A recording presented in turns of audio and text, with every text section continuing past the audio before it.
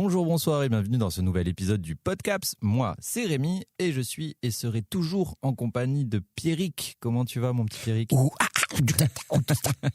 Je le fais bien ou pas? Très bel hommage. Là, l'instant d'une seconde, je suis concentré de fou. Je suis retourné à Nîmes, là. Mais pourquoi étais-tu à Nîmes? Je raconterai ça dans mon anecdote. Très bien. Non, comment ça va, toi? Bah, écoute, ça va. Écoute, malgré la fatigue, la forme. Ok. C'est compliqué. Ok, bah moi pour ma part je suis extrêmement fatigué et je pense que c'est assez justifié et justifiable. Mais pourquoi? Mais je vous rassure que je vais faire de mon mieux pour tenir cet épisode et vous proposer un divertissement de qualité comme toujours. Dis-le en y croyant. J'y crois, mais à fond. Je dors un peu, mais j'y crois à fond. Le mec ronfle. Exactement. Non, moi ça va.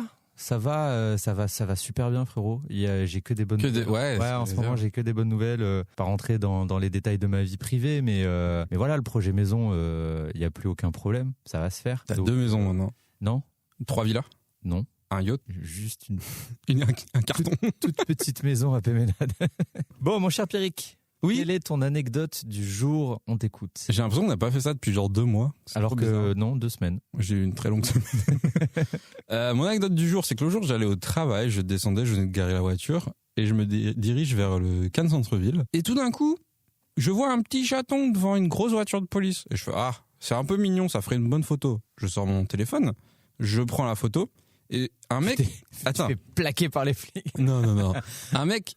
Donc en civil, un mec, voilà, s'arrête à côté de moi et je me dis, il va me dire, c'est rigolo ou c'est mignon, tu vois. Et là, je baisse les yeux et je vois devant ma tête une plaque de flic et qu'il avait sorti de sa poche et il me dit, bonjour police, pourquoi vous prenez le véhicule en photo? C'était sûr. Et moi, je regarde innocemment, naïvement, avec ma photo de petit chat dans les mains et je lui dis, je trouvais que ça faisait une jolie photo avec le petit chat. Le niveau de virilité, c'est effondré. Et du coup, en plus, il était genre 7h du matin, tu vois. Ah ouais. Et je le regarde et je lui dis, mais après, si vous voulez, je la supprime. Il fait, oui, je veux bien parce qu'il y a l'immatriculation du véhicule sur la photo. Et je dis, ok, d'accord. Et je suis parti et tout le chemin, j'étais en mode, on le voit tout le temps, vos plaques d'immatriculation. Pourquoi je vais effacer ma petite photo? Et voilà, c'est très court, mais c'était ça. Bah écoute, c'est cute. C'est cute. T'es cute. Je suis ben cute. La sécurité, Pierrick. Je veux dire, attends, tu te rends pas compte. Mais moi, Tu sais ce qu'on fait avec le deepfake et les voitures de flics? Tu sais ce qu'on fait avec les IA maintenant? Attends, tu sais pas. Putain, après, il y a des gorilles qui feraient en vlog sur YouTube. Là. Ta photo après, tu vas faire quoi? Tu vas poster sur Insta? Ouais. Et après, il y a quoi? Il y a un réseau pédophile ou zoophile qui va récupérer ta photo et qui va faire du deepfake pour mettre ta voiture en scène dans des sextapes. Ah putain. Frauduleuses. Et après, ils vendent ça aux Transformers et tout. Putain. Quand je suis fatigué, j'ai un peu d'imagination. Ouais. Fais des films. C'est quoi ton anecdote à toi du coup? Eh ben écoute, comme on a pu essayer de le faire comprendre aux gens, je suis allé voir Korn hier soir en concert. Donc oui, Korn, le groupe de néo-metal ou nu-metal, comme on dit dans la commu, des années 90-2000, fin 90, début 2000. C'est un groupe qui a bercé mon adolescence. Vraiment. Et c'était juste incroyable. Le seul truc, c'est que par contre, je suis très fatigué parce que c'était aux arènes de Nîmes. Donc, c'est à 3 heures de route. Donc, pour voir le concert, je me suis tapé 6 heures aller-retour. Je suis rentré à 3 heures du mat. Et à notre âge, c'est pas rien. Et à notre âge, la reprise est compliquée le lendemain. T'avais une place assise dans la salle? On avait une place assise parce qu'en fait, pour le lore de cette anecdote, c'est qu'on a appris, donc avec mes potes avec qui on est allé voir le concert, donc mes potes qui sont fans de métal et de néo-métal et tout, et on a appris très tard en fait qu'ils passaient aux arènes de Nîmes. On est complètement passé à côté de l'info. Sinon, évidemment, je serais allé en fosse. Maintenant que le concert est passé, je suis très content d'avoir été en tribune. On va pas se mentir. Je pense que j'aurais jamais eu la force de faire 3 heures de route. Je prends que tribune maintenant. Le peu de fois où je vais à des concerts, je prends que tribune, même si c'est à côté. Hein. Non, la fin d'année, je vais voir Gojira en France. Oh, nice. Mais je sais pas trop à quoi m'attendre avec Gojira. C'est un peu du métal d'intello. Même Kendrick, j'ai pris tribune. je serai debout, mais en tribune si jamais je veux m'asseoir. Hein. Enfin, bref, et du coup, non, c'était incroyable. En fait, ce que j'ai adoré, frérot, c'était que les classiques. Ah, incroyable. C'était que les classiques, que les meilleurs morceaux. Putain. Il pétait le feu et c'était trop dangereux. Bien. Comment? C'est dangereux quand même. Ouais, alors péter du feu, c'est une pathologie. Hein. C'est un Pierrick qui a fait ça. Parce qu'il se mettait son devoir dans le bal-trou. Dans le bal-trou, ouais. T'as traîne Pierrick. On verra si les gens ont les rêves. Et non, si vous avez les rêves, mettez en commentaire devoir dans le bal-trou. Exactement. Exactement. On veut voir des baltrons en commentaire, quoi. Des baltrons. Non, bah après je vais pas m'étendre plus que ça sur Korn, mais si vous êtes fan de néo metal, Ça vaut le coup. Ça vaut le coup. Il y a eu Et si je suis fan de Neo de Matrix, ça vaut le coup aussi. ok.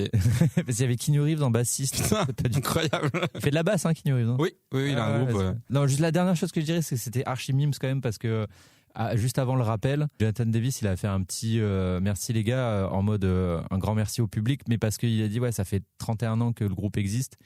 Et aujourd'hui encore, on fait des stades complets et on n'arrive pas à comprendre pourquoi. Ça, c'est fou quand même, c'est dingue. Allez voir Korn, c'était. Je donne envie. Je suis pas un expert Korn, je connais vite fait, hein, vraiment. Mais je sais pas, je suis curieux. C'est particulier après, hein, comme. Ouais, je comme sais bien. Metal, je pensais que c'était pas pour tout le monde, mais hier soir, les arènes, elles étaient pleines à craquer. Après, si vous avez aimé mon imitation du début, vous allez adorer. Ah oui, là, c'est sûr et certain. Donc voilà. Parlons de cinéma. Voilà, oui, tout à fait. Mais avant. Des remerciements, mais bien sûr. Je connais un peu l'émission. Ah ouais, ouais. Ah, je pensais que c'était la première fois que tu venais. Deuxième. Du coup, mon cher Pierrick, permets-moi de remercier nos partenaires. Nous remercions le Cinéum, le plus beau cinéma de la Côte d'Azur, qui nous accueille pour l'enregistrement de ce podcast et qui nous permet de voir et de revoir plein de films pour vous en parler après. Donc les amis, si vous êtes dans le coin et que vous voulez voir des films, foncez au Cinéum, qui d'ailleurs vous propose des expériences de salle uniques, notamment avec la Lodge ou la Aurore pour... Non, je l'ai dit dans le mauvais sens. Oh my god. Première fois. Putain, je pensais que j'allais faire toute la saison 1 sans faute. Et tant pis. Qui vous propose des expériences de salle uniques, notamment avec la Aurore ou encore la Lodge, qui vous propose un maximum de confort. Mais ouais, mais en plus, je me suis dit, bon, au moment où je l'ai lu, je me suis dit, dans Aurore, Lodge, on s'en fout, on garde. Tant qu'on a un maximum de confort ou de plaisir, et ouais, mais le maximum de confort va avec la Lodge, pas avec la Aurore. Ah ouais, mais après, est-ce qu'on n'est pas bien partout? En vrai, moi, j'aime bien la Aurore. Moi aussi. C'est la salle où je me mate tous les films. Les sièges s'inclinent un petit peu quand même. Donc, ouais. Puis moi, il y a tu sais, j'aime bien l'espèce de couloir qui coupe la salle en deux. Je sais que tu aimes bien ce couloir. Ah ouais, mais je peux étendre mes jambes et tout, c'est trop bien. Parce que tu es grain. Et ouais, bien sûr. Merci le Cinéum. Merci. Mon cher Pierrick. Oui. Quel est le dernier film que tu es allé voir au cinéma? Le dernier film que j'ai vu au cinéma, c'est un film avec Kick-Ass qui a un arc. Je pense vraiment que c'est ton plus mauvais lancement de questions depuis qu'on a commencé ce podcast, mec. Alors attends, c'était qui déjà? Ah mais je pensais que tu avais cette réaction parce que tu avais trouvé et qu'on avait... Non, c'est qui déjà l'acteur de Kick-Ass? Je suis même plus gros. Aaron Taylor Johnson, tout à fait. Je crois que c'est ça, hein, si je me trompe pas. Ouais. Et je vois pas, frère. Dans quoi il tire à l'arc? T'as pas vu un film récemment avec des arcs dedans? Oh putain, on n'a vraiment pas vu le même. Je pensais vraiment qu'on avait vu le même film. Depuis tout à l'heure, je te trollais en faisant. Ah non, mais moi. Jamais t'as vu le même film que moi, alors que je pensais que complètement. Alors, c'est 28 ans. J'ai vu 28 ans plus tard. Putain, j'ai failli aller le voir. Mais je savais pas que. Ah, je suis. Non. Un peu deg, un peu rassuré. Tu verras, c'est pour ça que je suis content en vrai. Parce que je me suis dit, il faut que j'aille voir ce film parce que c'est le film dont tout le monde parle. Et je t'expliquerai après, quand ce sera mon tour, pourquoi je ne suis pas allé voir ce film. Mais du coup, dis-nous tout sur 28 ans plus tard. Je suis très attendu. Alors 28 ans plus tard, qu'est-ce que c'est? C'est le 3e opus de la saga 28 jours plus tard, 28 semaines plus tard. La saga 28. On l'a 28. 28. Qui a un retour du coup du réalisateur Danny Boyle parce qu'il n'a pas réalisé le deuxième, et de Alex Garland au scénario, qui n'était pas non plus sur le deuxième, si je ne m'abuse. Franchement. Abuse-toi. Je ne m'abuse. Mais j'ai adoré le film. Ah, il paraît qu'il est cool. Hein. J'ai adoré. Vraiment, tu te dis, tu sais, quand il vendait le film, Danny Boyle était en mode, on voulait retrouver un truc un peu original, on voulait faire les choses de façon différente comme on l'a fait à l'époque. Il a dit exactement ça, Danny Boyle. Et je me suis dit, ok Danny, je sais que t'as un très bon réal. On rappelle, Danny Boyle a fait notamment Trainspotting et Slumdog Millionnaire, donc pas ouf. Des petits films qui n'ont pas trop marché, voilà. Entre autres, bien sûr. Et 28 jours plus tard. Et je me suis calé devant le film, je me suis dit, bon, on va voir ce que ça donne.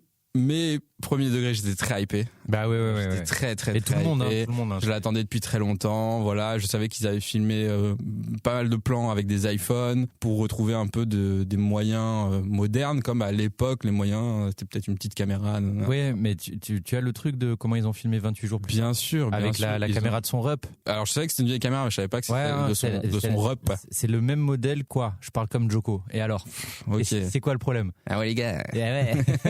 Non mais j'étais là dans mon que ça. Un truc de ouf. Il y a la teuté avec ma teubie. Enfin, bref.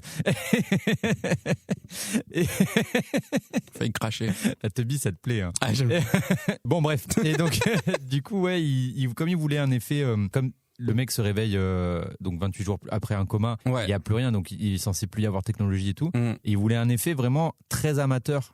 Et il a pris un modèle de caméra qui était la caméra de son père qu'il avait pour les... Alors, je savais que c'était une vieille caméra, mais je savais pas que c'était la caméra même modèle que celui de son père. Parce que du coup, là, pour l'iPhone, il disait, voilà, si ça arrivait maintenant, quel est le moyen du moment? C'est le téléphone, et c'est un iPhone 15 Pro Max. Et c'est la même réflexion qu'il avait avec en début des années 2000, parce que c'était la caméra avec laquelle son père faisait les films de famille. Tu vois, souvenirs de vacances et tout. Et il se disait, si là on devait filmer un apocalypse, on le ferait pas avec des Harry à $200,000, quoi. Et c'est pas faux, j'ai envie de te dire, cher Danny. Je dirais même c'est vrai. Là, le film, j'ai adoré. Vraiment, la mise en scène, je trouvais incroyable. Les plans à l'iPhone un peu saccadés, des cuts super courts mais super efficaces, super dynamiques. J'ai trouvé ça incroyable. Vraiment, pour moi, ça a marché de A à Z. Et c'est rare d'avoir une bonne suite aussi. Putain. Ouais, mais c'est rare d'avoir une bonne suite qui arrive si longtemps après. Oui, en plus, près de 28 ans après. C'est également rare d'avoir un film de zombies original, surtout aujourd'hui. Parce que tu le sais comme moi, on a vu des films de zombies. Oh putain, on en a trop vu même. Voilà. Et vraiment, je trouve qu'il arrive à se différencier de tous les autres. Et de s'inscrire vraiment dans son monde.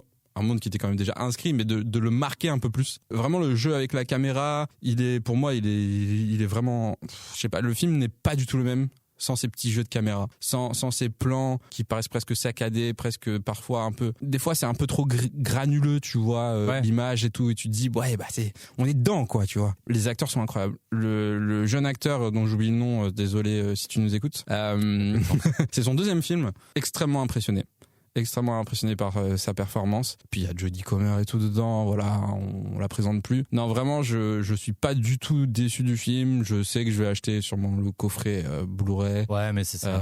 C'est vraiment très bon film. Et c'est un coffret quand ils vont sortir la trilogie. Ouais. C'est un coffret, il faut l'avoir. Il est déjà en précommande là, je crois Oui, parce que du coup, ils en font une trilogie là.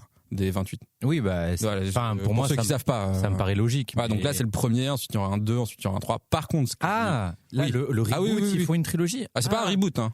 Non, mais oui, attends, je me suis mal exprimé. Oui. Je veux dire, à partir de celui-là, 28 ans plus tard. Ouais, ensuite il y en a 2 encore. Ok. Ouais, c'est en 3 parties. Ah, moi je croyais qu'il faisait la trilogie avec les 2 premiers, 28. Non, c'est une trilogie qui va arriver. Par contre, ce dont j'ai très peur, c'est que c'est pas Danny Boyle pour le prochain. Ouais. Et j'ai très très peur. Mais voilà, bref, 28 ans plus tard, je vous le recommande grandement. Et foncez le voir, tel un zombie qui court vers sa proie. Ouais, ferme ta gueule. Non, mais ok, mec, moi je pense que je vais aller le rattraper, même si du coup j'en parlerai pas au podcast, mais il faut que je le voie, ce film.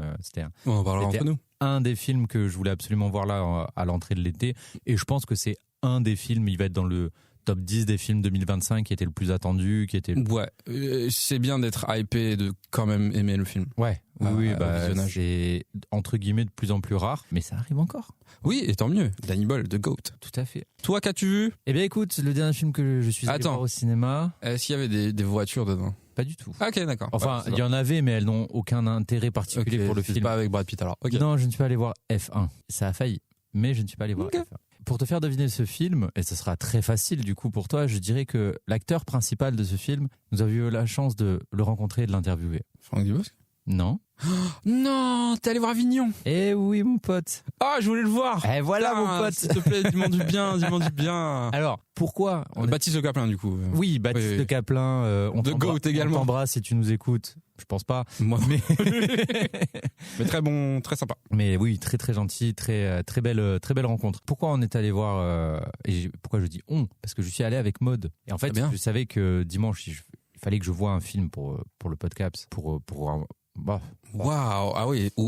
Heureusement que c'est toi qui montes celui-là, frérot. Je suis désolé de te laisser cette patate chaude. Ça va être fun. Je dois le monter en un soir, ça va être très fun.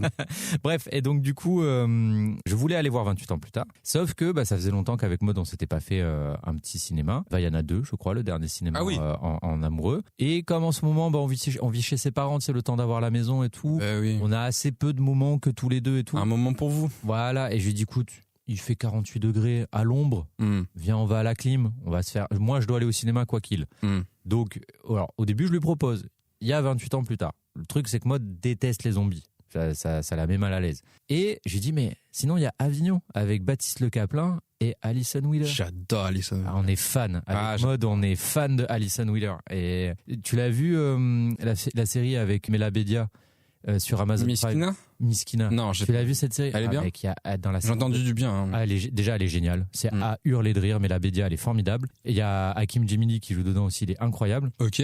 Et dans la saison 2, il y a, Alison Wheeler prend un rôle assez important et elle est formidable. Je l'adore. Ah ouais, elle chante tellement bien cette meuf. Il paraît, ouais. Et bref, avec Mode, on voit Le Caplin, Alison Wheeler, Festival d'Avignon. Il y a dans aucun monde on n'allait pas aimer ce film. C'était impossible, tu vois.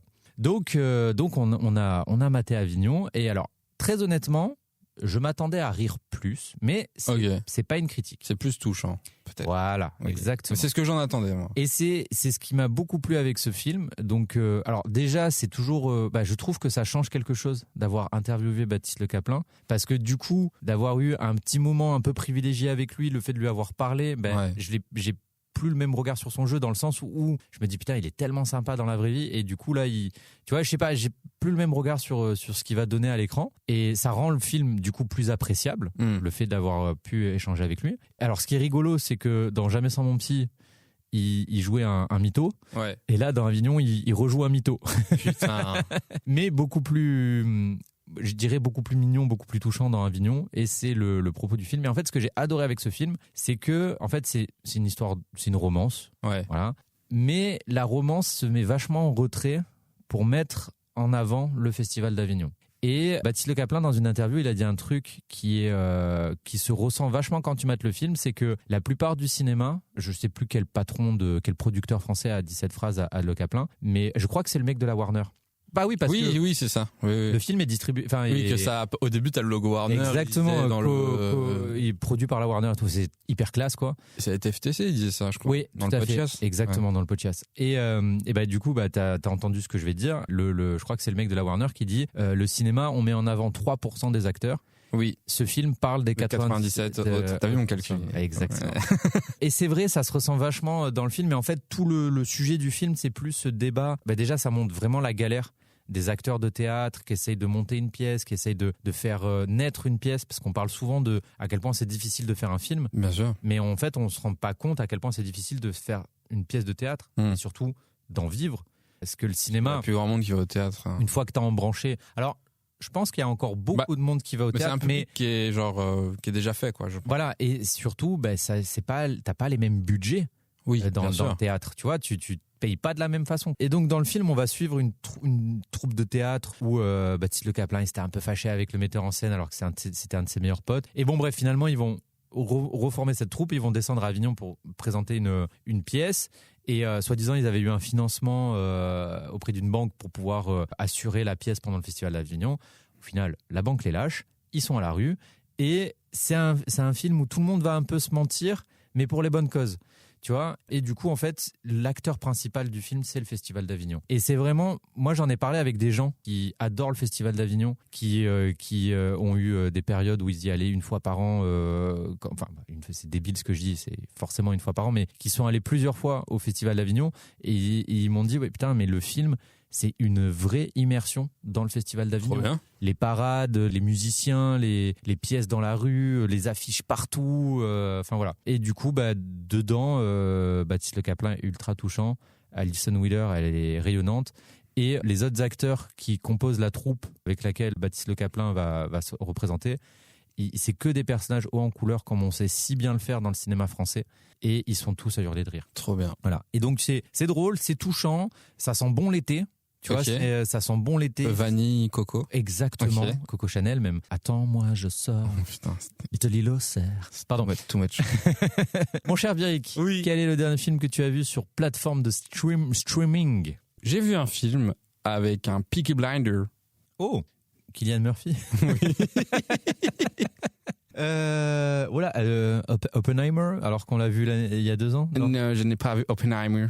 Qu'est-ce qu'il a joué Ça se passe à London, si je ne m'abuse. En tout cas, ça commence à London. Ah, ça commence, mais ça se déplace. J'ai aucune idée. Cillian Murphy, de quoi il a... Ouais. C'est récent? C'est 2002.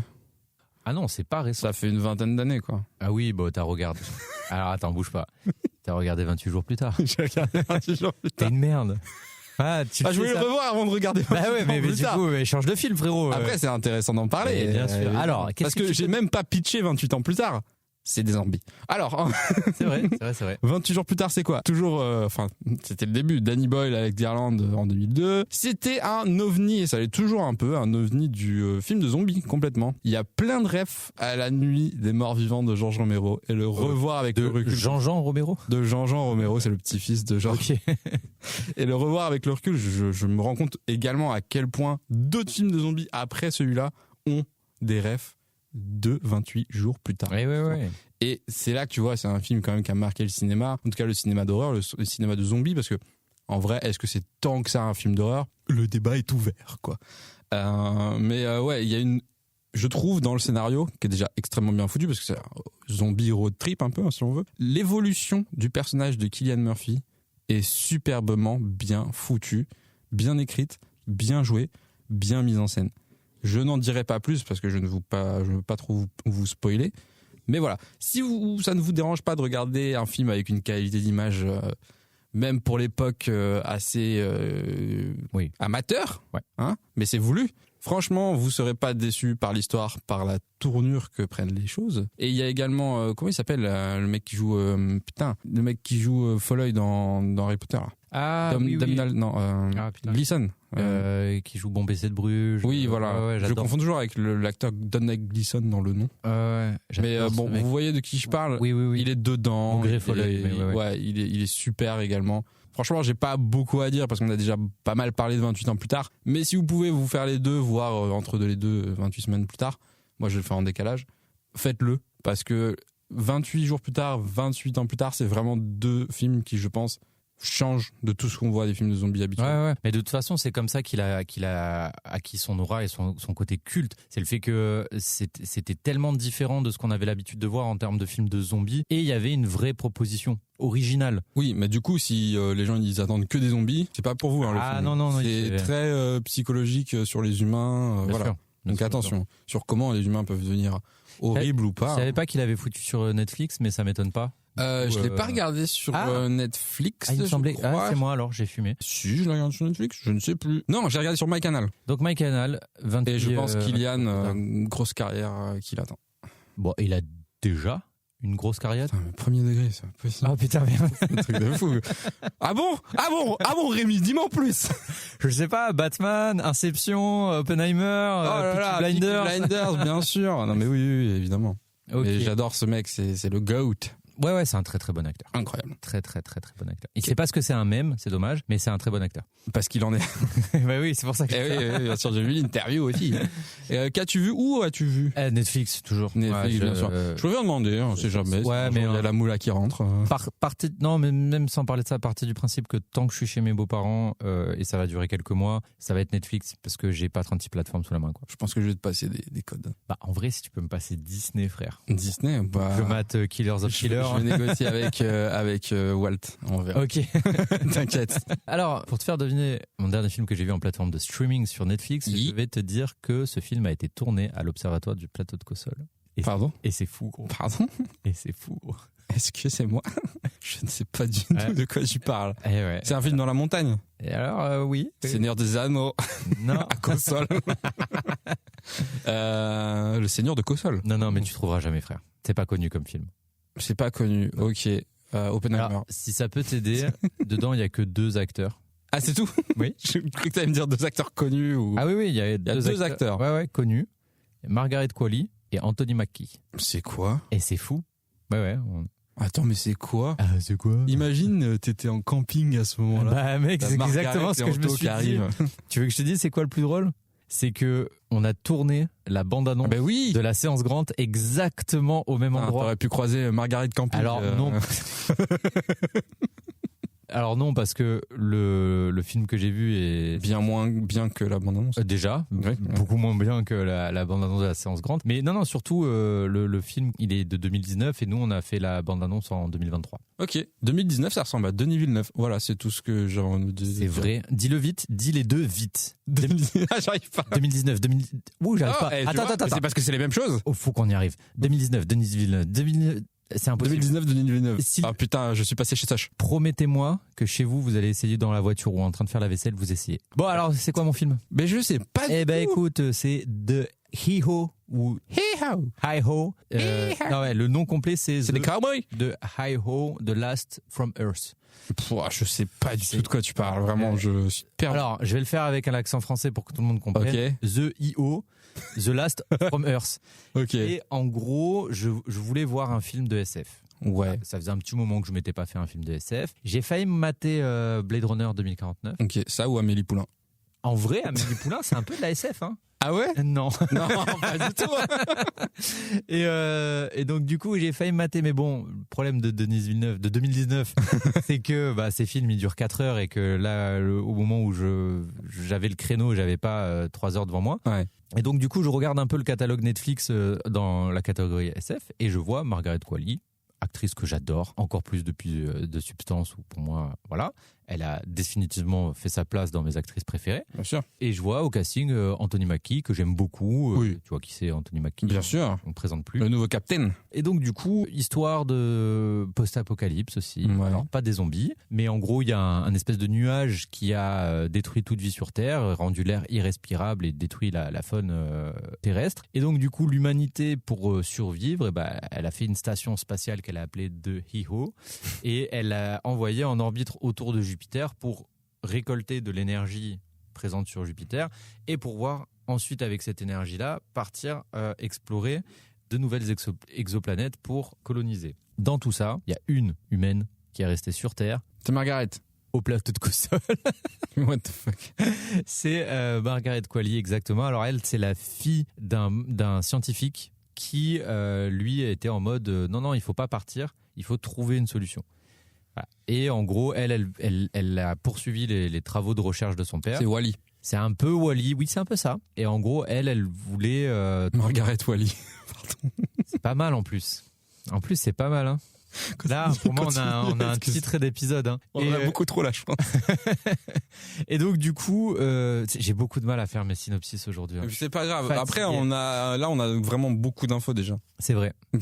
C'est vrai, je vais m'arrêter là. Tu nous donnes la moitié Bon, du bref, film. Non, mais bref, en gros, juste, elle va tomber sur Anthony Mackie pour X raisons. Et voilà. C'était pas ouf.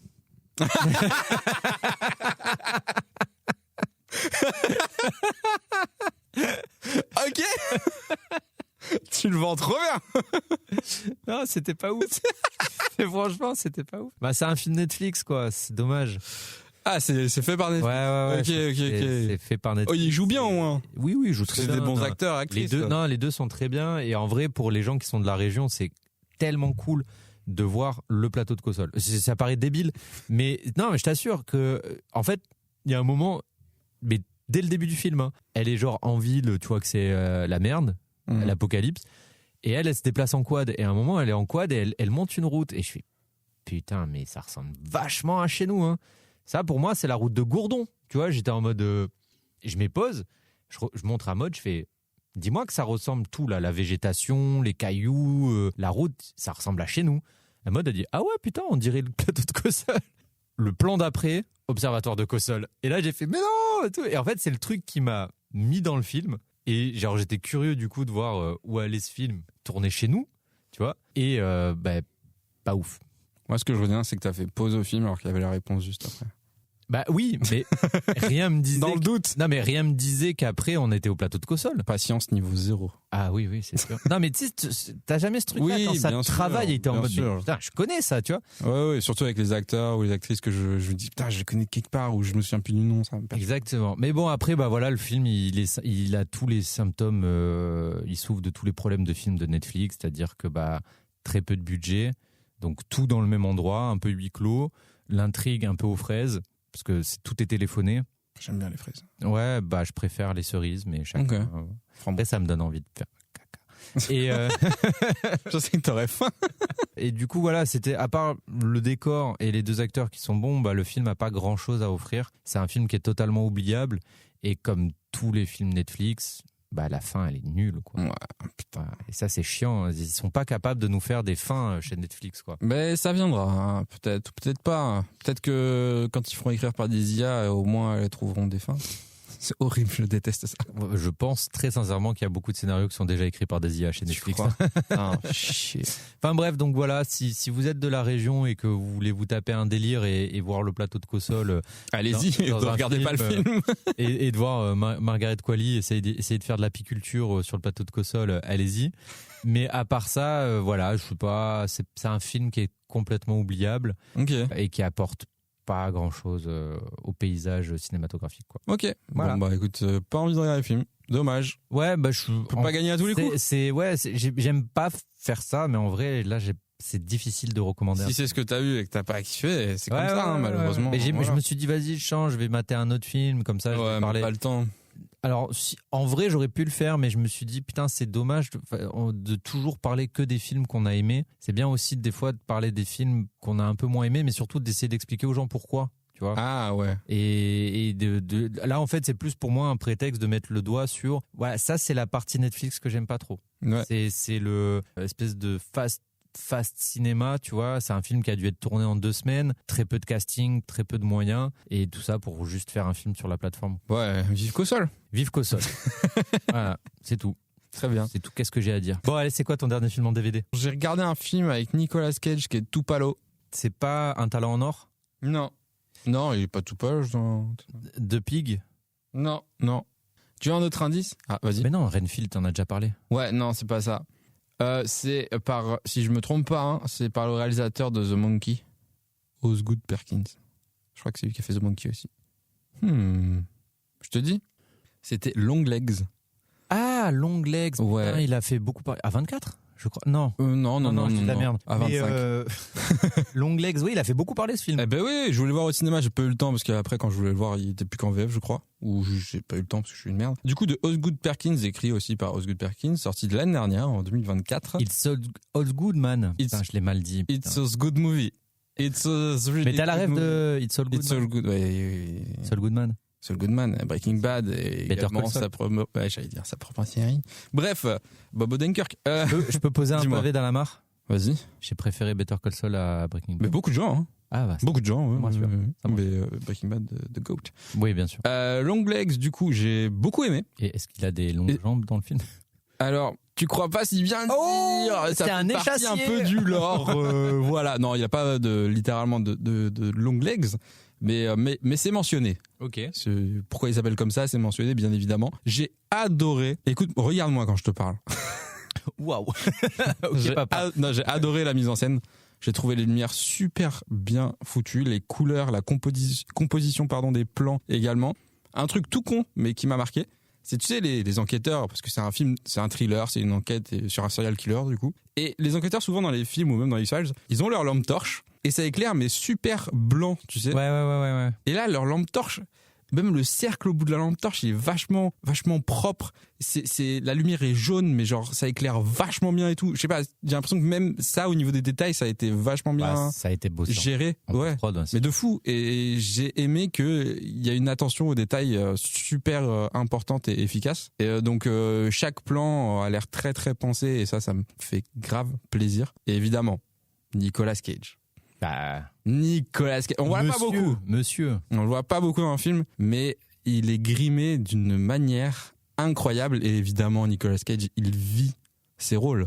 Donc c'est toujours, ça peut être très bizarre à regarder, mais ça peut être très kiffant. Et là, il est incroyable dans ce rôle. On aime ou on n'aime pas, mais c'est un putain d'acteur. Ah non, mais il est incroyable dans ce rôle. Et Maïka Monroe, qui joue l'enquêtrice, est également super. Elle joue excellemment bien, j'ai trouvé. Il y a beaucoup de plans un peu focales courtes. En tout cas, il y a beaucoup d'espace dans les plans.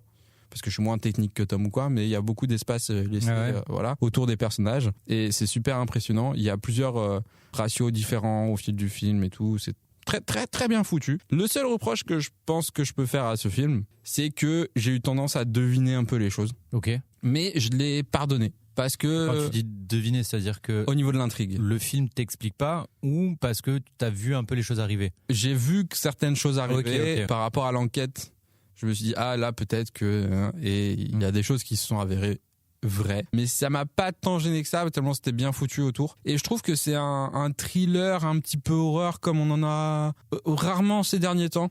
Je trouve que c'est un peu quelque chose d'original dont on a besoin, plutôt que, je sais pas, ça m'a fait un peu penser à ces thrillers des débuts 2000, tu vois, genre... Seven. Ouais, par exemple Seven, ouais. Et j'ai beaucoup aimé ça, je trouvais vraiment, je sais pas, tu vois que c'est un film à part entière en fait. Ok. Et ça m'a beaucoup plu et franchement je te le conseille, même si t'as pas aimé The Monkey. J'ai pas vu The Monkey, mais celui-là je l'ai trouvé vraiment très bien. Il était dans ma watchlist. Ouais. Mais ça reste spécial et assez lent quand même. J'aime les films Spéciaux peut-être. Non, spécial. Ah ok, d'accord. Voilà ce que j'ai vu en Blu-ray, que j'ai acheté bien évidemment chez Cultura. Ok. Eh ben écoute, pour ma part, le dernier film que j'ai vu en DVD, imagine qu'un jour tu apprends que toute ta vie n'est qu'un mensonge.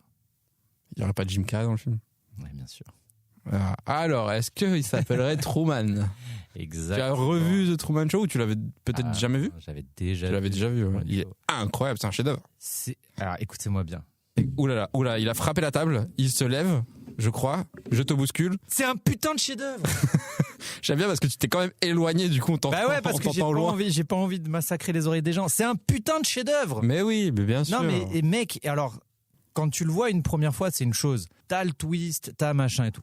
Quand tu le mates, alors moi ça doit faire au moins 15 ans que j'ai pas vu ce film, mais il m'avait vraiment marqué, donc je m'en souvenais encore très bien. Mais quand tu le remates en connaissant le twist, donc c'est bon, on peut spoil Truman Show. Écoute, je pense que il y a prescription là. Bouchez-vous les oreilles, sachez juste que c'est un chef-d'œuvre. Si vous l'avez pas vu, regardez-le. Bon, maintenant, bouchez-vous les oreilles. Nous, on va en parler. Tout le monde l'a vu, c'est bon. Ok. Bref, quand tu connais le twist, que t'as plus cette surprise de ce qui se passe en fait avec Truman, eh ben, tu t'attardes sur des petites choses.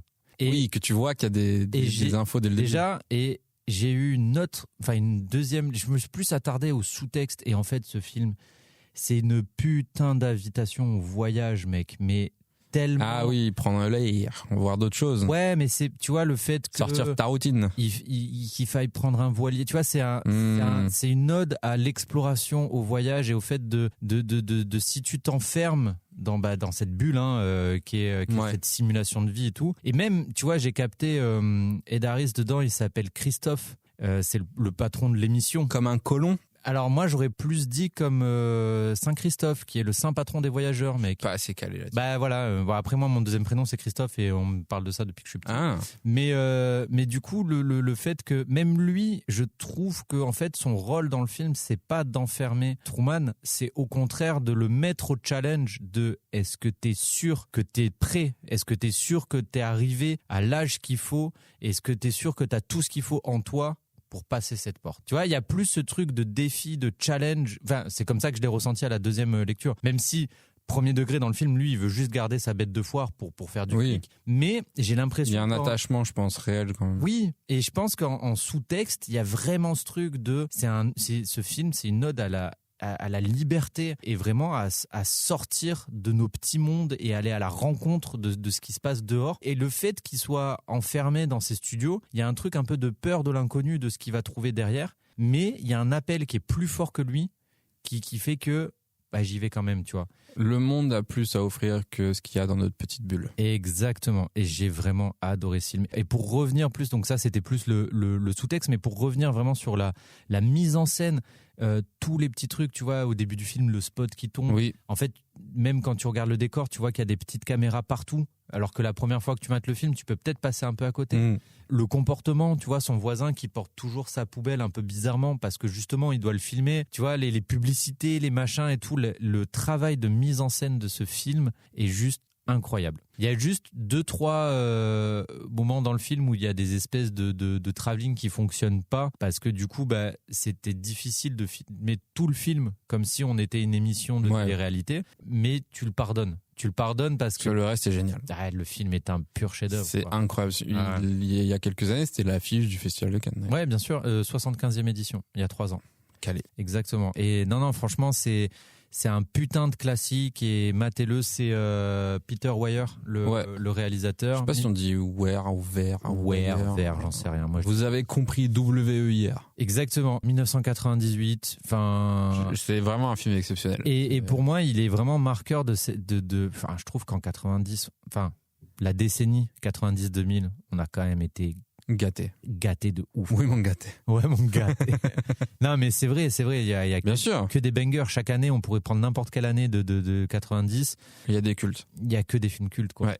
Et Truman, il fait partie de cette catégorie de films cultissimes. Alors forcément, ça a vieilli, mais en 98, c'était tellement avant-gardiste comme vision de voir les choses. Je pense que c'est toujours important de se remettre dans le contexte de certains films bien sûr. de l'époque. Et ce que j'aime bien, c'est qu'en plus, ils ont livré une vision de l'exposition médiatique. Ils ont pris l'exemple dans Truman Show, c'est Big Brother. Oui, non, mais je veux dire, c'est un homme que le monde entier regarde. Oui. Et en fait, l'impact sur la société touche tout le monde. 30 ans plus tard, c'est en fait tout le monde s'expose et tout le monde regarde tout le monde, tu vois. Et c'était tellement intelligent et avant-gardiste en 98 de voir l'exposition médiatique comme ça que c'est ce qui justifie sa putain de place de chef-d'œuvre. Ah bah bien sûr, je ne peux pas te contredire là-dessus. Un dernier truc qui me fait dire que c'est un putain d'ode au voyage, ce film, c'est qu'à la fin, quand il sort, tout le monde est heureux pour lui.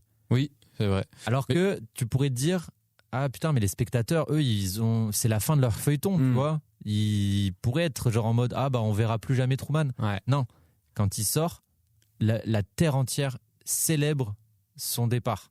Mais on s'était pas posé la question dans un podcast de... Si, avec Anto et Log, chez Adébrium. C'était chez Adébrium. Ouais, qu'est-ce qu'il devient, après en sortant. Ouais, moi j'avais dit SDF.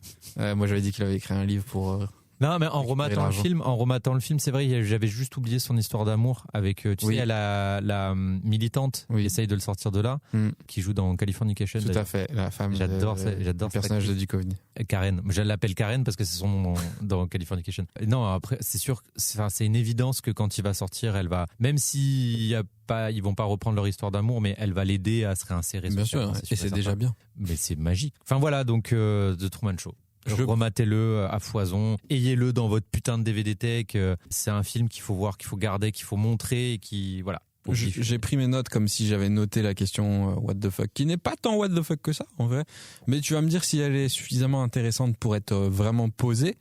Moi, je voulais savoir, mon cher Rémi. Oui.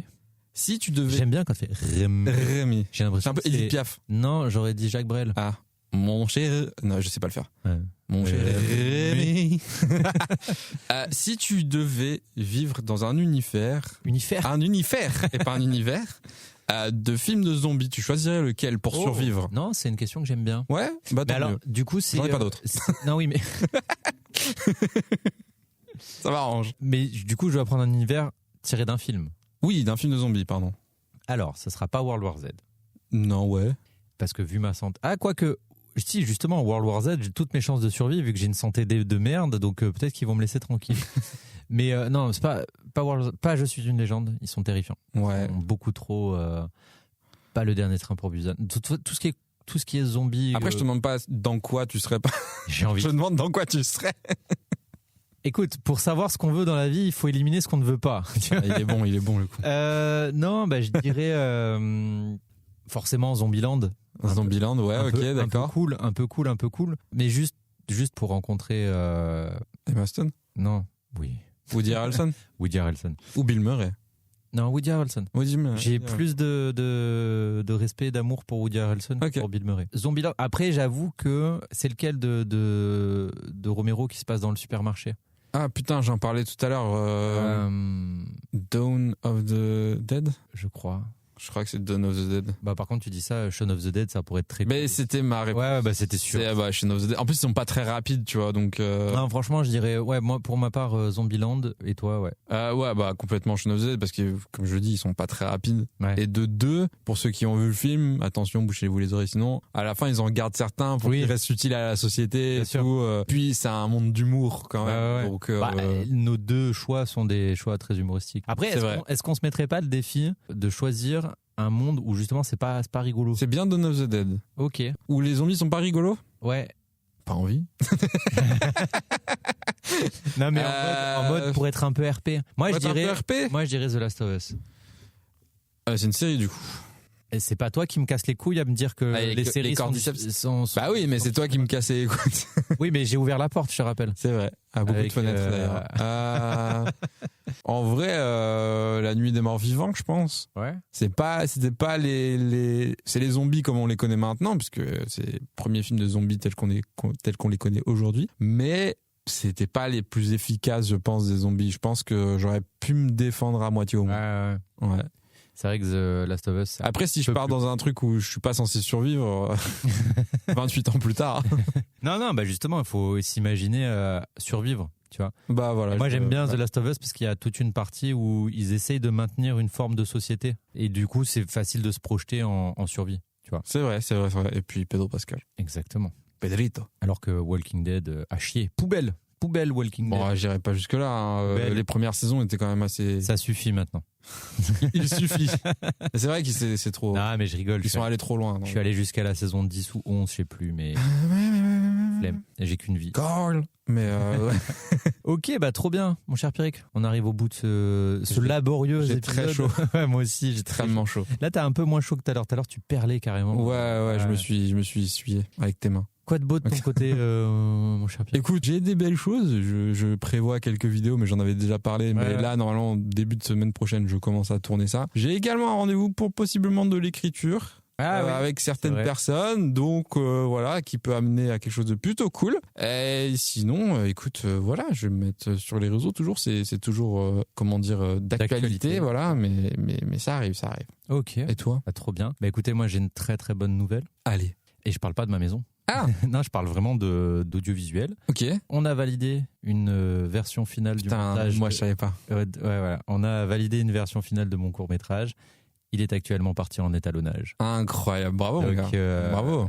Moi je dis, c'est qu'une question de semaine avant de sortir ça. Et sinon, un format très cool sur le Festival de Cannes qui arrive chez nous. Oui, bien sûr. Sur la chaîne YouTube de Capsule Pictures. Je pense que ça sortira ce week-end. Donc voilà, où vous pourrez d'ailleurs me voir en Bernard de la Vierde. Franchement, t'as géré, mec. Bravo.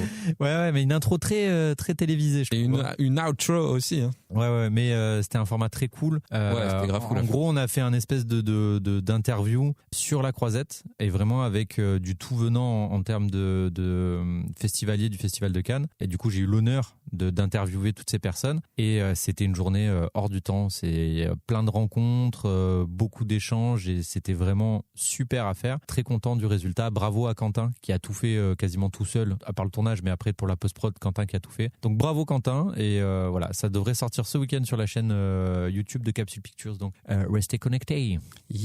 Thank you very much. Les amis, see you soon. Avant qu'on se quitte, juste un petit rappel parce que voilà, on est des podcasteurs en précarité totale. Si jamais vous pouvez noter le podcast, bien sûr. C'est incroyable. Notez, follow, suivez tout le monde. Exactement. Capsule Pictures. Surtout, recommandez. Voilà. Oui, la pause café au travail. Je sais qu'il y en a qui le font, donc merci à vous. Bien sûr, tout à fait. Merci à ceux qui nous recommandent. Et voilà, on vous fait des gros bisous et on vous dit à dans 2 semaines. Ciao. Même zombisous. J'aime beaucoup. Ciao. Ciao.